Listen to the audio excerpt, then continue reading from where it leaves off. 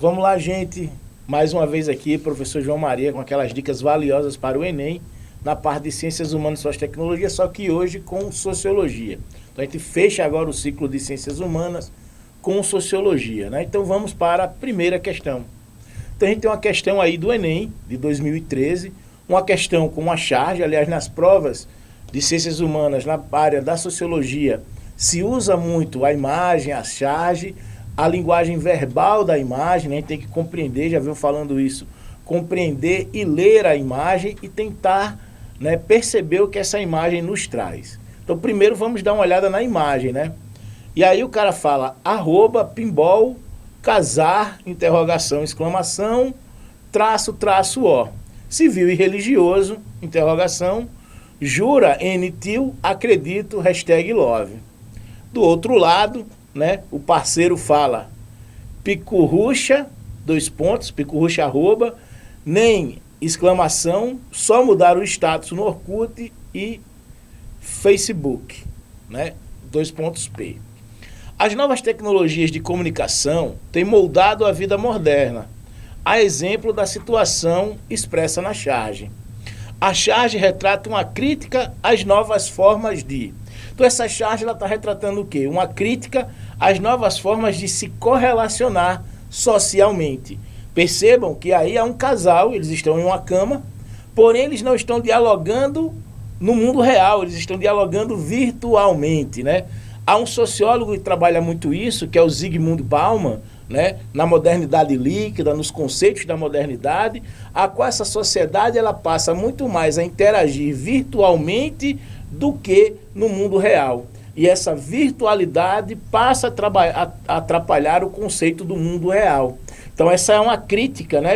Vejam que ambos estão lado a lado, mas não estão dialogando. Quantas vezes isso não já aconteceu? A própria pessoa dentro de casa manda uma mensagem para outro parente dentro da própria casa, né? E aí a charge retrata uma crítica às novas formas de A, os grupos de conflitos sociais, B, a mobilidade e de ação sociais, C, a interação e da religião, relações sociais, D, movimento e de instituição sociais, e E, alienação e de desigualdade social. Então, qual a nossa resposta certa aí, gente? Letra C, né?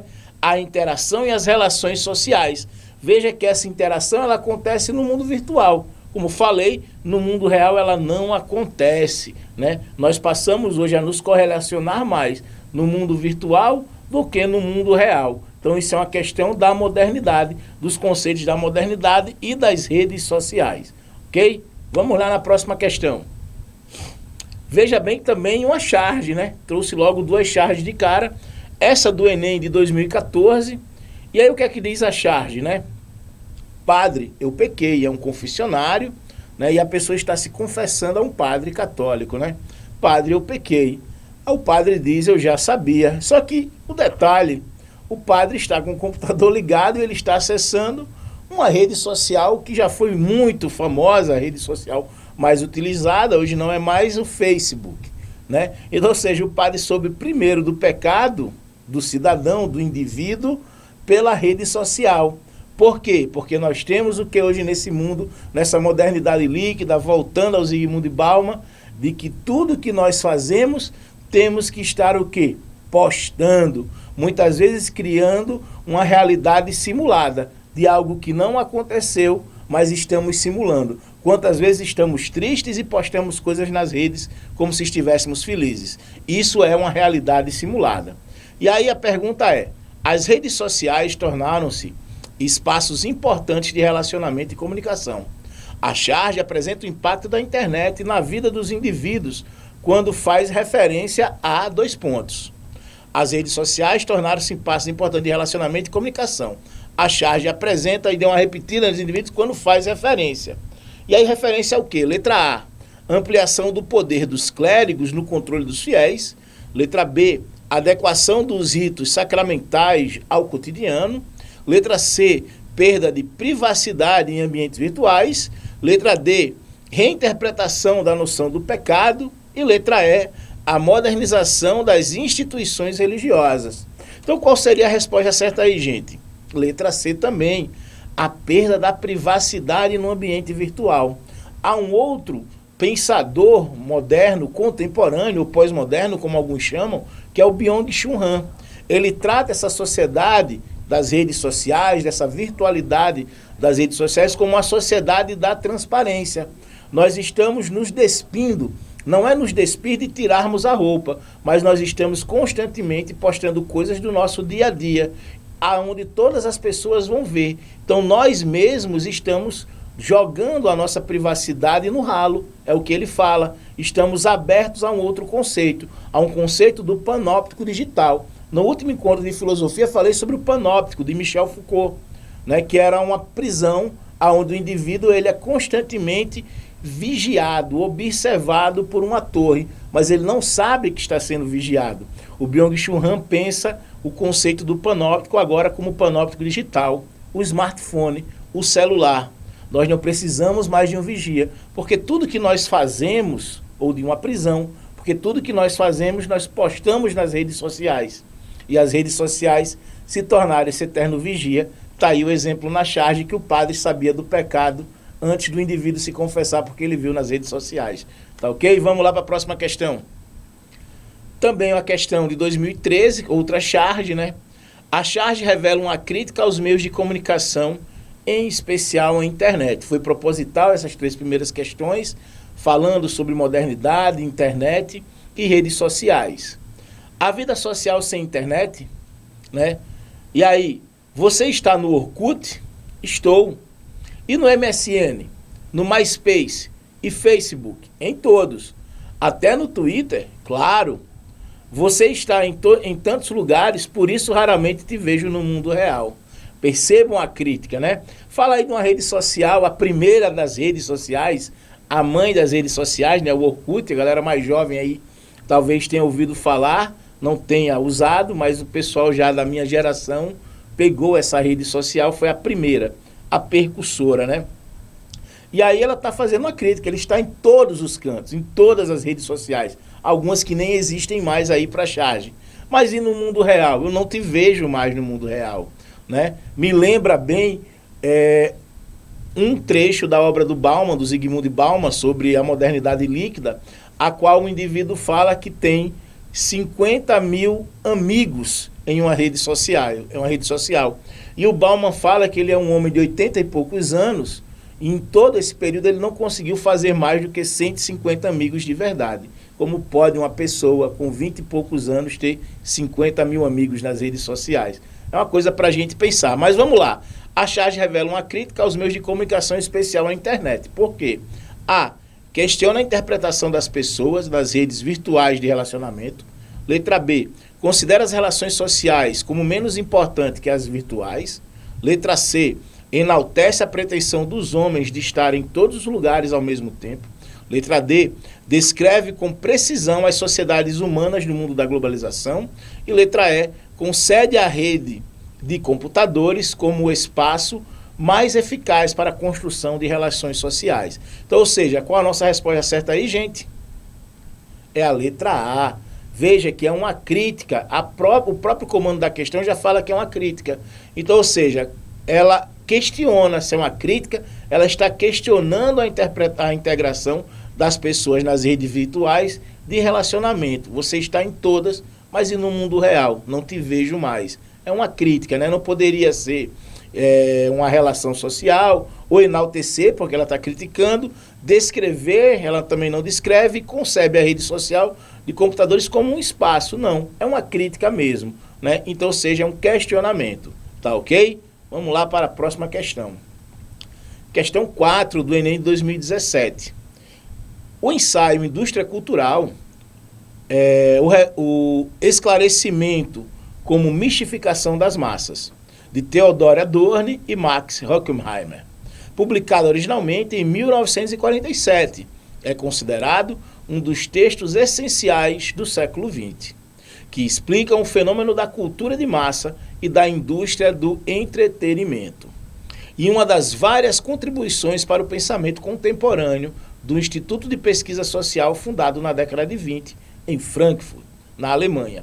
Um ponto decisivo para a compreensão do conceito de indústria cultural, entre aspas, é a questão da autonomia do artista em relação ao mercado.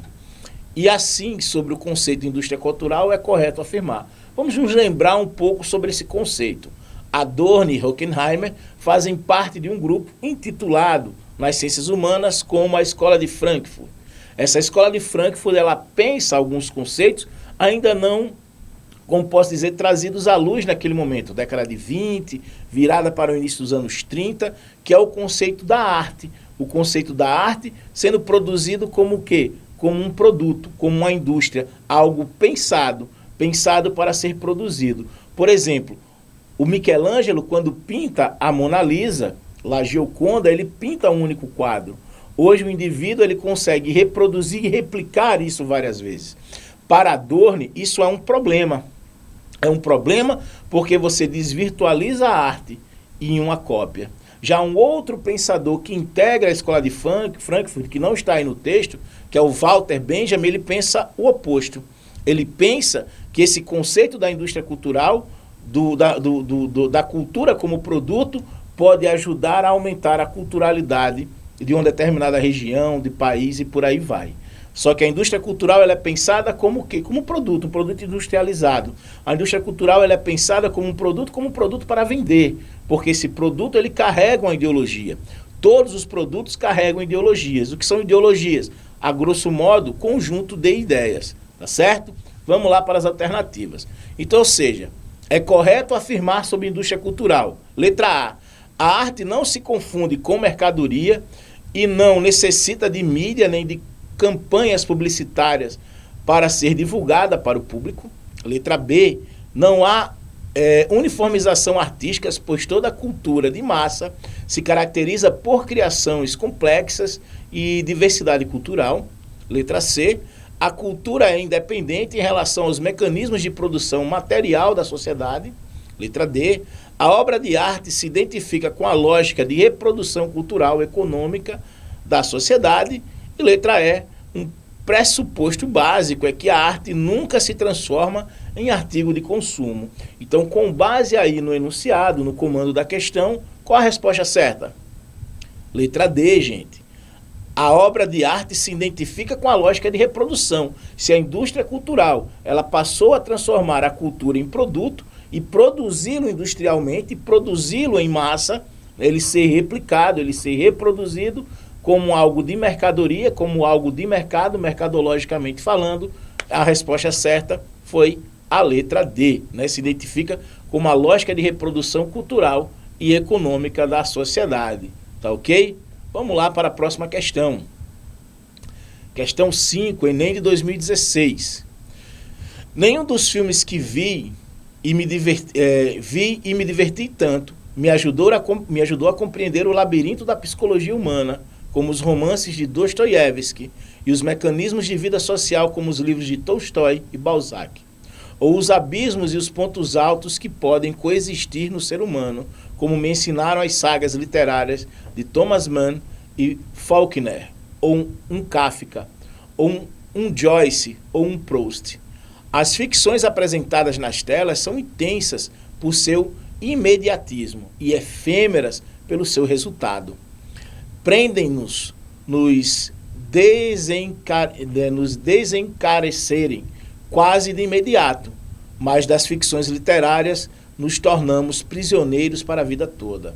Ao menos é o que acontece comigo, porque sem elas, para o bem ou para o mal, eu não seria como sou, não acreditaria no que acredito, nem teria as dúvidas e as certezas que me fazem viver.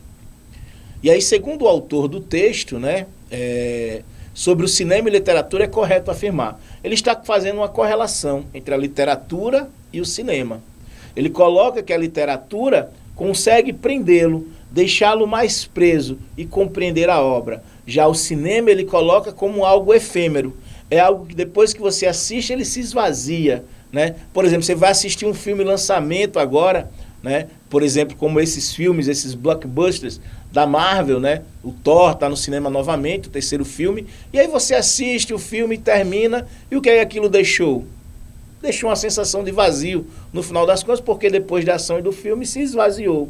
Mas a obra de arte, a obra literária, perdão, você retorna a ela, você a relê, você a pega, né? Você tem o pertencimento de ter a obra. Se bem que tem uma discussão bem interessante hoje em dia com esses livros virtuais, os Kindles, né? Tem um amigo meu que tem, ele fala muito sobre isso, ele diz, olha, você agora pode carregar 50 mil livros ali, e não mais como você tem uma biblioteca em casa que está todos eles lá, né? Mas então esse conceito, ele prende-nos, né? E o do cinema, ele nos esvazia. E aí, segundo o autor sobre o cinema e a literatura, é correto afirmar que a ficção literária é considerada qualitativamente superior devido ao seu maior elitismo intelectual. Letra B, suas diferenças estão relacionadas, sobretudo, às modalidades do público que visam atingir.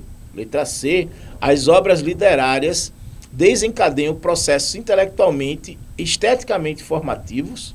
Letra D, a escrita literária apresenta maior afinidade com os padrões da sociedade do espetáculo. E letra E, as duas formas de arte mobilizam processos mentais imediatos, limitados ao entretenimento.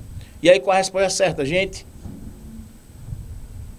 A resposta certa era a letra D ali, né? Letra D era a resposta certa, era a nossa resposta certa. Tá ok? Então, gente, espero ter atendido essa expectativa. A gente fecha o ciclo de ciências humanas, né? História, sociologia e filosofia, né? Agora com sociologia. Tá ok? Trouxe questões relacionadas ao conceito da modernidade líquida, de propósito, assuntos recorrentes, indústria cultural, tanto cai na prova de sociologia, quanto cai também na área da filosofia, tá certo? Então, é isso aí, tchau, tchau, um abraço e até a próxima.